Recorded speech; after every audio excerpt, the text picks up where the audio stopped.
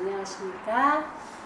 이 책은 사모들에게 향한 책입니다. 제목은 사모 그 아름다운 동역자에게. 캐서린 제이 스튜어트 저자분이 쓰셨습니다. 이분은 목사님의 아내로서 지금도 사역을 열심히 하고 계시는데 이 책의 구성은 여러 목사님들의 사모님들의 이야기가 그리고 생각이 쓰여져 있는 책입니다. 그래서 한 사람의 생각을 중심으로 쓰여진 게 아니라서 다양하게 체험할 수 있을 것 같고요.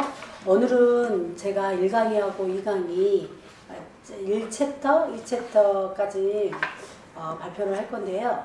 1챕터는 스튜어트 이분이 쓰신 거고, 제 2강의는 또 다른 마지 트립이라신 분이 쓰신 겁니다. 그래서 제 1챕터에 간략하게 요약하고 이분이 생각을 전하자면, 이분이 제목을 먼저. 제목이요? 제목은 없습니다. 우선순위. 이분이 첫 번째는 이제 가장 중요하게 여겼던 것을 우선순위였습니다. 중요한 일을 우선에 두는 거. 그래서 이분이 구별하는 것은 계획을 하는데, 계획하는 것과 우선순위를 정해놓고 먼저 현재 우리의 위치에서 우선순위를 보여주는 목록을 딱 정해놓고 작성하고, 그 다음에 성경적인 우선순위를 작성해서 이 목록을 비교하면서 어떤 것을 우선시해야 되는지 그거를 판단하는 것을 참 중요시 여겼고요.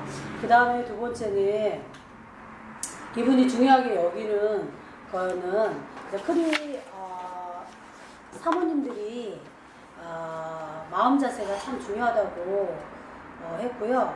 그 생각하는 것이 매일 우리 순간의 삶을 움직여가기 때문에 우리의 생각을 중요시 여기면서 먼저 첫 번째는 기도의 삶을 많이 강조를 했습니다. 우리가 어려운 일이나 무슨 문제가 닥쳤을 때에 남편에게 많이 찾아가서 이야기를 하고 또 의논을 하고 가까운 친구나 의논을 하게 되는데, 그보다도 가장 중요한 것은 하루의 경건의 시간을 계획을 세우고 주님과 개개인적으로 만나는 시간, 그리고 하나님께 아뢰는 것이 가장 중요하다는 것을 강조를 했고, 두 번째는 우리 사모로서 해야 될 일은 순종의 삶. 순종의 삶이 참으로 중요한데, 누구에게 순종하느냐? 아버지 하나님에 대한 순종을 강조를 하였습니다. 그래서 우리가 시시때때로 말씀대로 살아야 되는데, 우리의 죄성, 습관적인 죄 때문에 순종하지 못하는 분들이 많은데, 이러한 부분들에 우리가 하루하루 해결을 하면서 예수님의 뜻에 순종하는 삶을 살아갈 수 있도록 늘 강구해야 된다는 것, 그거를 강조를 하셨고, 그 다음에 세 번째는 사람들과의 관계에 대해서 말씀을 하셨는데, 그거를 사람들의 관계의 중요성을 누구에게 찾았냐면 성경에 나오는 예수님께서 사람들과의 대하는 관계를 보면서 배우라고 말씀을 하셨습니다. 그래서 우리의 그리스도인들은 빛과 소금의 역할을 감당하면서 살아가려면 그리스도의 사랑과 긍휼이 그들의 영혼에 파고 들어와야 되고, 또 우리의 영혼 속에 가득 찬 그 그리스도의 사랑을 우리의 성도들에게 적용을 시켜야 되고, 또 그 온유함으로 하나님의 말씀을 가르쳐야 되고 또 적용시키고 하는 것이 우리의 역할이라고, 사모들의 역할이라고 말씀을 하셨고, 또 우리가 그들 앞에서 생활하는 방식이나 습관, 본보기 같은 거를 우선순위로 그리스도 안에서의 정체성 같은 거를 우리가 영혼의 무한한 자취를 남기는 방법이 사람들과의 관계라고 말씀을 하셨고, 그 다음에 예를 들어서 이제 우리가 성경 속에서 여인들이 기록되어 있고, 그 여인들 속에서 우리가 본받아야 될 점이 있고 본받지 말아야 될 그거를 본보기로 기록을 하였는데, 우리가 피해야 될 본보기를 어떤 성경의 인물에 누구를 찾았냐면은 그 모세의 누나 미리암 있죠. 미리암의 자세를 보면서 우리의 사모들이 피해야 될 자세다. 왜? 주제 넘는 행동을 했다 이거죠. 그러니까 모세가 지도자로서 이끌고 있을 때에 너만 하나님의 뜻을 아느냐, 우리도 하나님의 뜻을 안다 라면서 우리에게도 모세에게만 말씀하시는 것이 아니라 하나님 우리에게도 말씀하신다. 그러면서 미리암이 옳고를 했다. 그래서 하나님께서 그 범죄함으로 인하여서 문둥병을 7일 동안 주셨는데 우리가 사모로서 목사님들께 가장 옆에 사역하고 있는 목사님들께 그럴 수 있다라는 그 이야기를 하시면서 미리암과 같은 행동을 해서는 안 된다. 우리의 이치를 분명히 알고 남편에게 순종하는 그러한 자세가 있어야 된다라고 말씀을 하셨어요. 그래서 그 가운데에서도 하나님께서는 그 미리암의 범죄함을 알고도 7일만 허락하시고 또 주님의 인자하심으로 다시 고쳐주신 장면을 보시면서 하나님께서도 우리에게 끊임없이 우리의 잘못을 있음에도 불구하고 하나님이 우리에게 인자를 베푸신다는 거, 그걸 기억해야 되고, 또 성경 속에서 우리가 따라야 될 본보기를 인물을 들었는데 그 인물이 누구냐면은 사무엘의 어머니 한나를 보면서 그 한나가 하나님 앞에 나아가고 남편에게 그 문제를 구하고 남편에게 불평을 토로하는 것이 아니라 그 문제를 가지고 하나님 앞에 나아갔다는 거죠. 그래서 그 문제 하나님께 아뢰음으로써 그 문제가 해결되어지고 또 성숙한 삶의 모습을 보였다는 것, 그리고 잠언 31장에 나오는 현숙한 여인에 대해서 설명을 하면서 우리의 삶의 본보기가 이렇게 현숙한 여인이 돼야 된다는 것, 사모들이 갖춰야 될 건데 그게 가장 가까이에서 가정에서 일어나는데 그 남편에게 가정에서는 남편에게 그 안식처로서 남편이 사역을 하고 돌아왔을 때에 가정에서 평화로운 안식처로서 가꾸는 일을 우리 사모들이 해야 된다는 거예요. 그래서 이렇게 말씀하셨고, 또 역사적인 인물 중에서 메리 러브라는 분이 있나 봐요. 그분에 대해서 삶에 대해서 이야기를 나눴고, 또 마가렛 백스터 목사님의 아내의 이야기를 예를 들어서 설명을 하면서 그분들이 제가 인상 깊게 남았던 것은 백스터 사모님이 이런 말씀을 했어요. 날마다 우리 남편들은 악한 자의 공격에 맞닥뜨릴 뿐 아니라 제된 본성을 가지고 살아가는 수많은 양들을 마주합니다. 그러므로 남편들이 자신의 소명을 즐겁게 감당하도록 도와줄 수 있는 특권을 부여받은 사람이 사모래요. 그래서 남편을 잘 내조해야 된다. 그리고 남편에게 자상한 사랑을 보여줄 수 있게 해달라고 하나님께 많이 강구해야 된다라고 이런 말씀을 남겼습니다. 그래서 여기에서 참 많이 배운 것 같아요. 제가 가장 저 삶에 적용을 하자면은 저에게 가장 약점이기도 하고 부족한 모습이 순종이었던 것 같은데, 남편이 여기에서 주장하는 사모님들의 한결같은 목소리는 남편이 잘나서도 아니고 똑똑해서도 아니라는 거예요. 하나님이 세우신 종이기 때문에 우리가 그 아래에 하나님의 권위에 우리가 하나님의 권위에 순종을 해야 되기 때문에 세워주신 남편을 세워주려면 아내들이 남편에게 사랑스럽고 따뜻하게 순종해야 된다는 거. 그거에서 제가 너무 부족했다. 그리고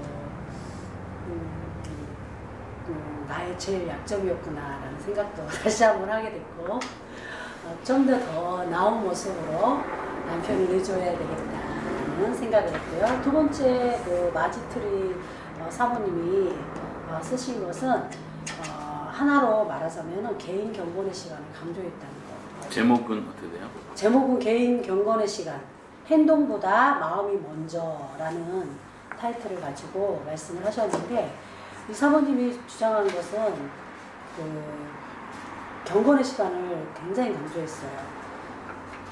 그래서 이 사모님의 말씀을 저도 평상시에 많이 동의하고 공감하는 분야인데, 모든 지혜가 하나님께로부터 흘러나오기 때문에 우리의 사모들은 그 지혜를 위해서 끊임없이 남편과 또 자녀의 섬김에 있어서, 그리고 우리의 사모의 자리가 어중간해요. 왜냐하면 교회 안에서 장로도 아니고 가르치는 자도 아니고, 또 그렇다고 해서 성도의 한 일부분인데 그 자리가 애매한 그 자리에 있기 때문에, 그렇다고 해서 그 모범을 보여야 되는 또 자리에 있기 때문에 이 사모들이 지혜가 많이 필요하기 때문에 그 하나님 앞에 경건의 시간을 많이 갖추는 것이 그 사역에 가장 중요하지 않나라는 말씀을 하셨습니다.